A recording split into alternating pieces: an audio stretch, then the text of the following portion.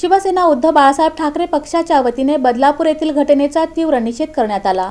महिला सुरक्षेबाबत अपयशी ठरलेल्या सरकारच्या विरोधामध्ये जोरदार निदर्शने करण्यात आली।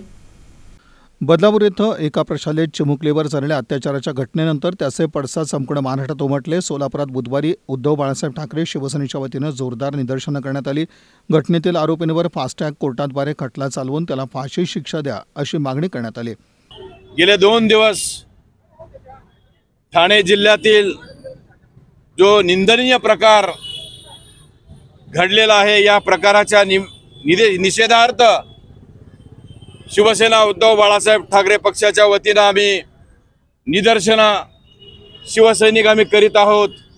या सरकारचा निषेध करत असताना जी पोलीस आणि पोलिसांची यंत्रणा जी खालावलेली आहे, यांच्या हातातून गेलेली आहे आणि बदलापूरच्या स्टेशनमध्ये काल रेल्वे स्टेशनमध्ये निरपराध नागरिकांवर निदर्शनं करीत असताना जो लाठीमार झाला, त्या लाठीमाराचा निषेधार्थ आम्ही या ठिकाणी जमलेलो आहोत। गेल्या महाराष्ट्रामध्ये जे हत्याकांड होत आहेत, जे बलात्काराच्या घटना घडत आहेत, आपल्याला माहिती आहे की अक्षरा म्हात्रे असेल, गेल्याच आठवड्यामध्ये यशस्वी शिंदे असेल, जे उरणला हत्याकांड झालं, तिथं बलात्कार झाला, हत्याकांड झालं, त्या नराधामाला त्या ठिकाणी फाशी द्यावी अशी मागणी त्या ठिकाणी झाली।